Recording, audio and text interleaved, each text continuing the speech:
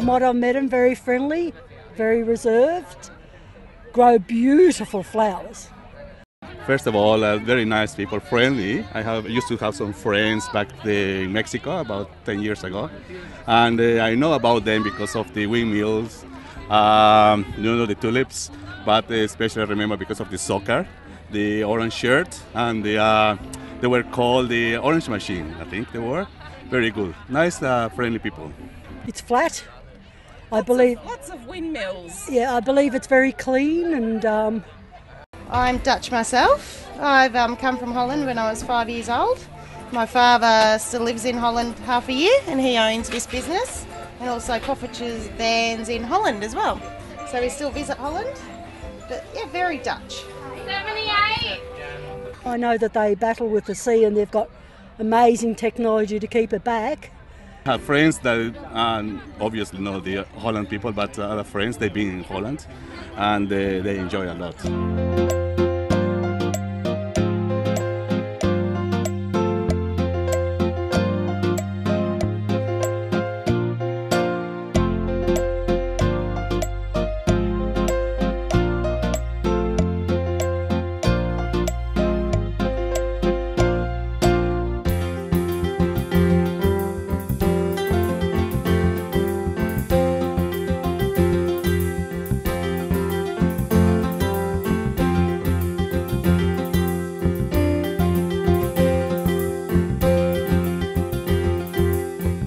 Erg groot.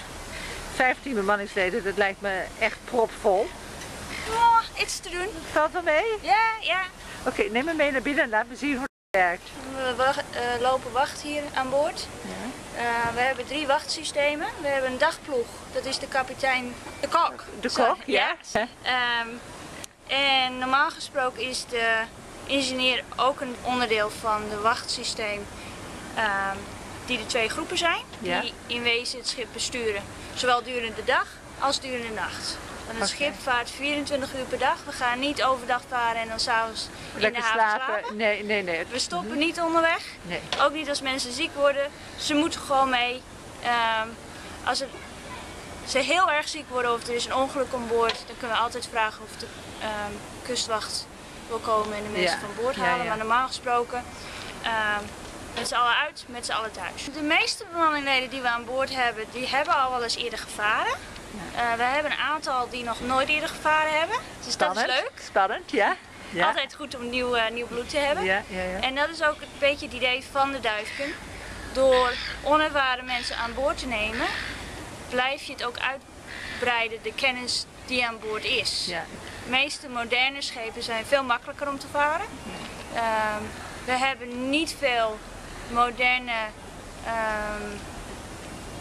hulpmiddelen aan boord om te helpen bij het zeilen. We hebben geen lieren, we hebben geen windjes. Nee, alles wordt gedaan op de oude manier. Ja, in het Engels is het de main cabin. Ja. En dit is waar de vroegere zeelieden konden rusten, konden ontspannen. Hun eten werd hier gedaan. Dit is de enige tafel die we hebben. Ondanks dat we nou dagen wel in het ruim mogen komen. Vroeger mochten ze niet in het ruim komen. Er was geen plek. Want alle voedselvoorraden en handelswaren waren daar. Nou met de dagen hebben we genoeg plek om in theorie beneden te eten. Maar aan dek is het veel makkelijker schoonmaken. Dus voor hygiëne eten we nog steeds waar ze vroeger ook aten, gewoon aan dek. Ja. Je zegt hygiëne. Hoe gaat dat hier aan boord? Heb je een moderne badkamer? Ja en nee. Voor de officiële papieren hebben we 2 douches aan boord. Maar wij kunnen niet genoeg vers water met ons meebrengen dat mensen een gewone douche kunnen gebruiken. Dus wij douchen zoals 400 jaar geleden. En dat is met een sea bucket. Het hangt daar, klaar en gereed. Dat is een canvas emmertje wat je overboord gooit. Dat vol loopt met water. En dat hijs je op. En dan kijk je of er kwallen in zitten. En als je denkt dat het veilig is, dan kieper je dat leeg. De kaart wordt hier opgelegd en dan wordt de koers mee bepaald. Ja. De kapitein slaapt hier, want dat is het dichtste bij de deur. Als je kunt zien, het is niet erg ruim. Er is een extra canvas dat wordt opgespannen zodat hij zich in wezen zou kunnen omdraaien zonder eruit te vallen. Maar het lijkt me ook niet zo lekker zacht hier. We zijn niet aan boord om comfortabel te zijn. Nee, dat merk ik. Als je een matras wil, dan kun je die erop leggen. Over het algemeen nemen mensen kampeermatjes mee. Ook wel kapiteins die hammaks, Ja, hangmatten? hangmatten Ja. ophangen. De achterkant van het schip hangt boven het water, dus er is veel meer beweging hier dan in het raam. Ja. Wat maakt de kapiteinscabine de meest oncomfortabele plek om te slapen. De badkamer, alles erop en eraan. En dan de douchekamer. Oké. Zit er ook bij. Heel compact weer. Authentic thing dat we aan boord hebben. En deze zijn 400 jaar oud. Voor het schip zou het goed zijn om weer terug te komen naar de oostkust. Waarom? Heel veel mensen hebben hier nog steeds het idee dat Captain Cook de eerste is geweest die een stuk van Australië in kaart heeft gebracht. Sydney is een fantastische plek om te zijn. De Australische Maritime Museum met al haar vrijwilligers hebben ons ontzettend goed geholpen de laatste 13 maanden. We hadden het niet kunnen doen zonder hen. Ja. En dat zijn hele goede vrienden gekomen, dus ik laat een grote familie achter. En dat vind ik wel heel erg jammer.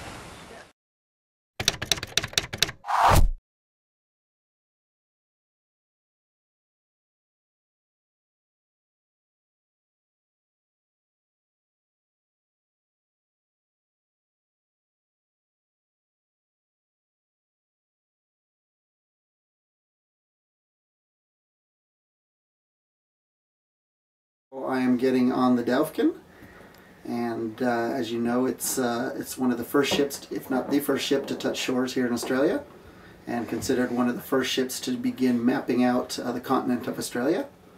She's now circumventing Australia, and I'm going to be joining her for one of those legs from Mackay to Townsville, and sailing should take about 4 or 5 days depending on the wind. What am I packing? Hopefully not a lot. I'm trying to keep it to a minimum. I am taking one set of rain gear and some shorts, hopefully. I'm hoping for some good weather. And a few shirts, and that's really it. I also taking a life vest that I have. It's and a few other devices that I have from my own sailing background. And I'm looking forward. I fly tomorrow to Brisbane, and then to Mackay. I'm meeting somebody in Brisbane, and then we're both flying to Mackay. The ship is actually 2 days late. We were supposed to have left Monday, but she had to retrofit, and now I'm joining her, and we should be leaving bright and early on Thursday.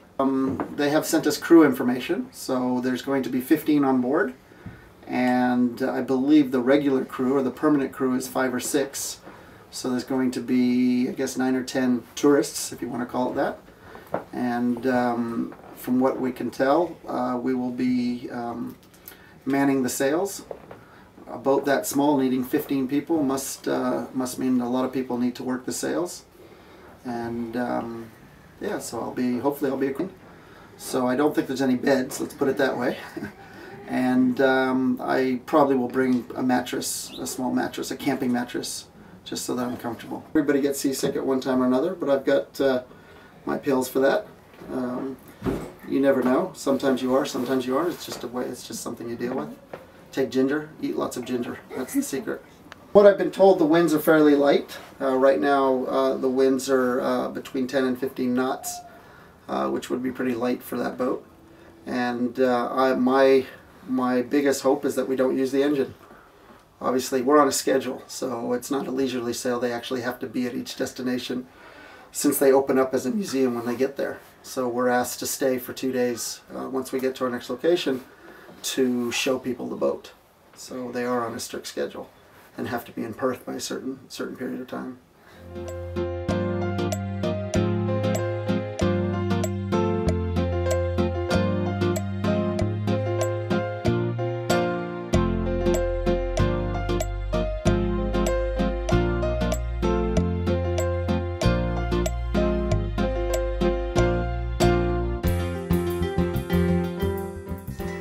original Duyfken was the first corded European vessel to make landfall in Australia, which was on the eastern coast of the Gulf of Carpentaria, so up the top end, and was skippered by a guy called William Janzoon, and that was 1606 when she came ashore.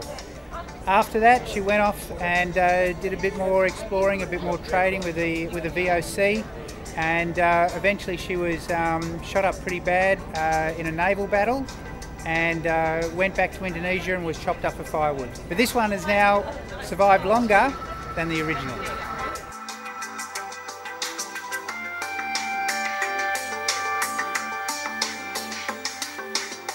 Some people have made the replica of the Endeavour, made this one, the Duyfken, and she was launched in 1999, and she's voyaged over to Europe, around Indonesia, a little bit around the Australian coast. She's never done the voyage across the top end as we've done, and she's now home in Fremantle after leaving here in 2006.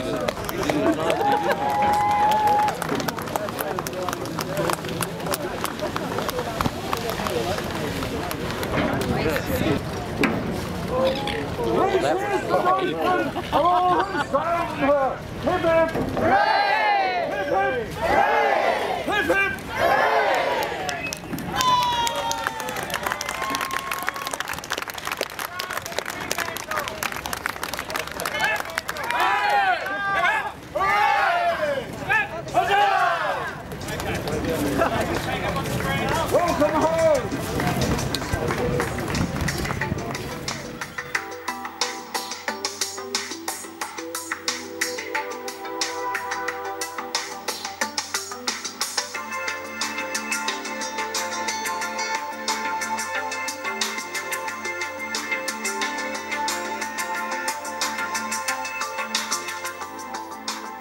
I guess I've got to start to Captain Matthew Bolton and your crew.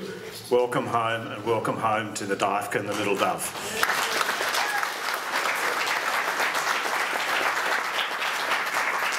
Just meeting the crew, obviously you've had some adventures, I think a lot of fun, and quite an epic voyage in itself to leave Sydney and spend, I think, around 5 months sailing in and out of ports and around the top of Australia back to where the Duyfken was built.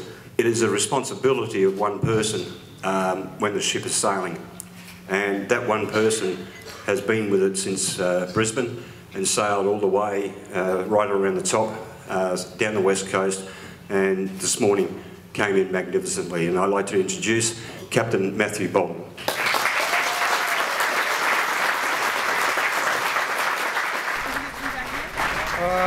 Well, it's great to be back here. It's great to be here. I've never been to Fremantle before, so it's fantastic. But it's good that it's nice to finish the voyage and to finish the voyage successfully. It was amazing, absolutely amazing. We've seen some of the most brilliant coastline, sailed in some of the most difficult waters around the Australian coast, been to places I never thought I'd go to. It's been unreal. The adventure of a lifetime.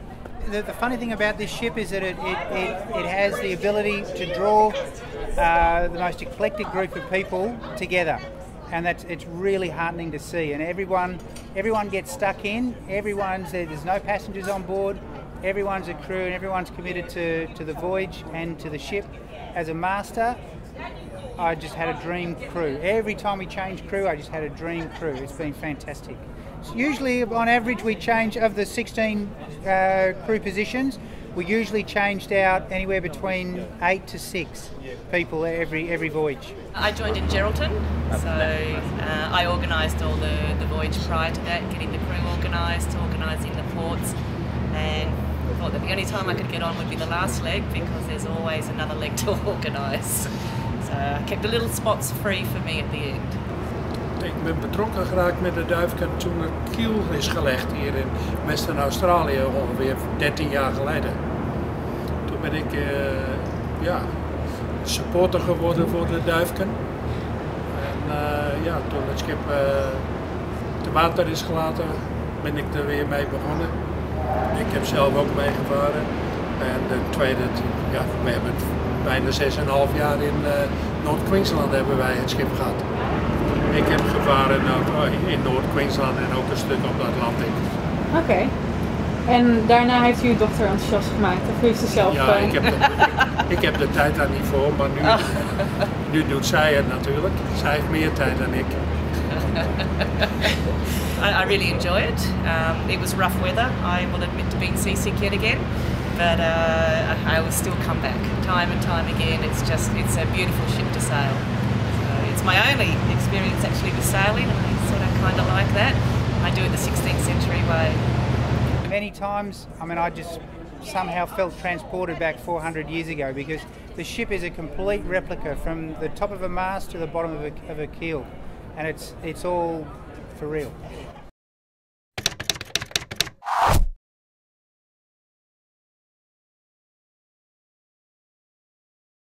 The sort of curious thing about Dutch shipbuilders, at the time they were the premium shipbuilders, right? If they built the best ships, and this is certainly evidence of one, but they built without plans.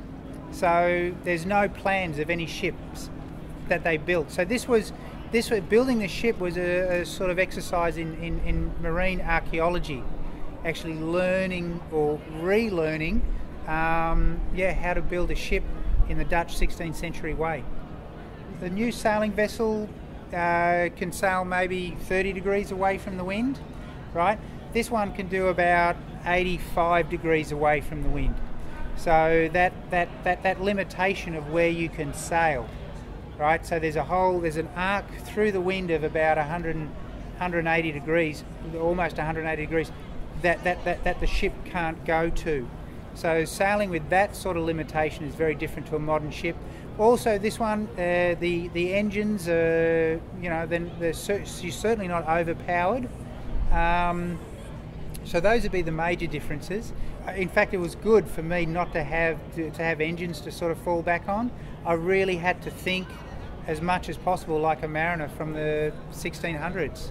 I really had to think about where I wanted to put the ship for the next wind change, the next tide change, all of those things. I had to think much more strategically than I would if I was master of a modern vessel. Heaps more fun. Absolutely heaps more fun.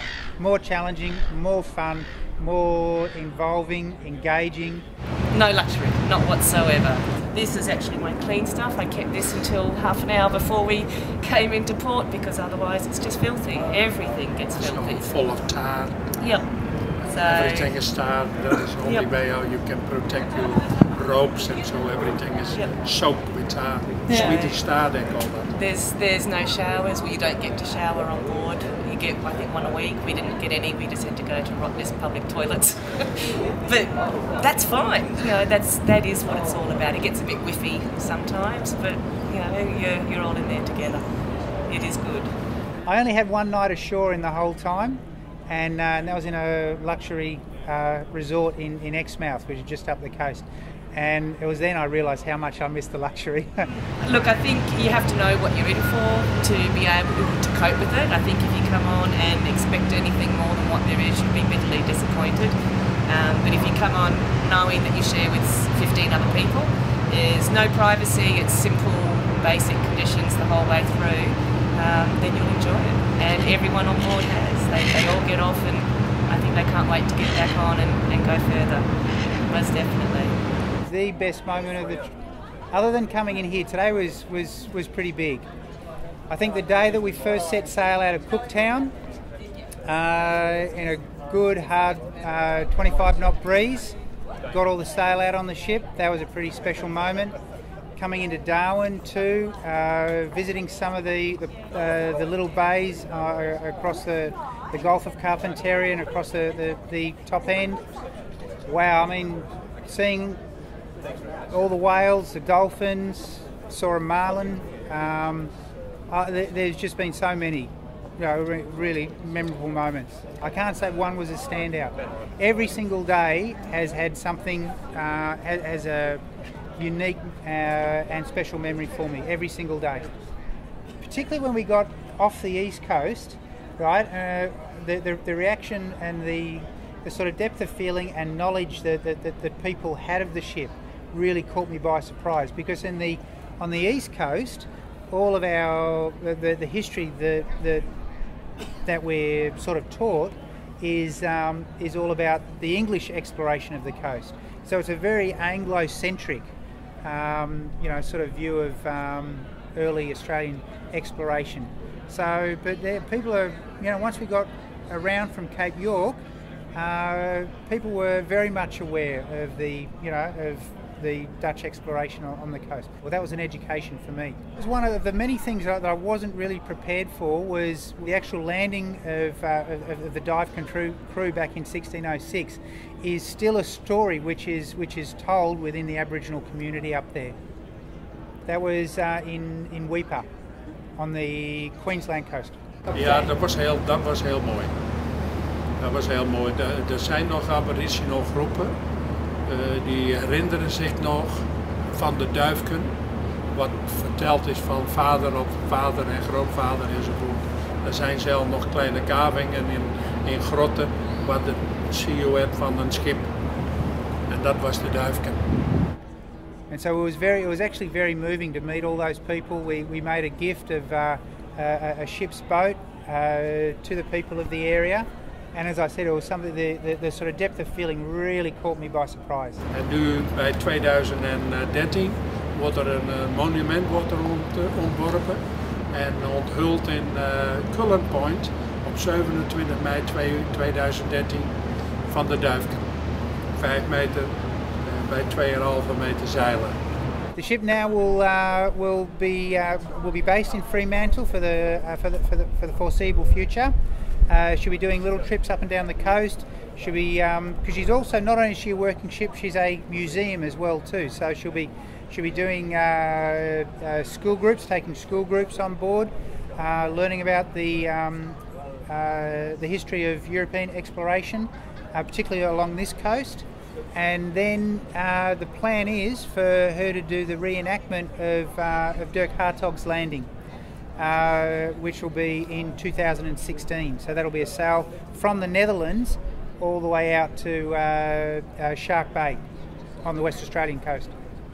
The board has to organise a few things first, but if that all happens, then that ship will be sailing again. There's no doubt about it.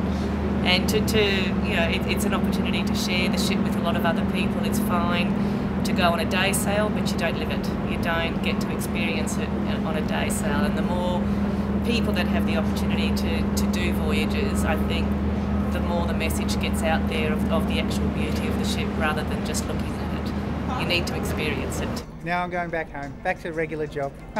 You going to miss her? Yeah, definitely.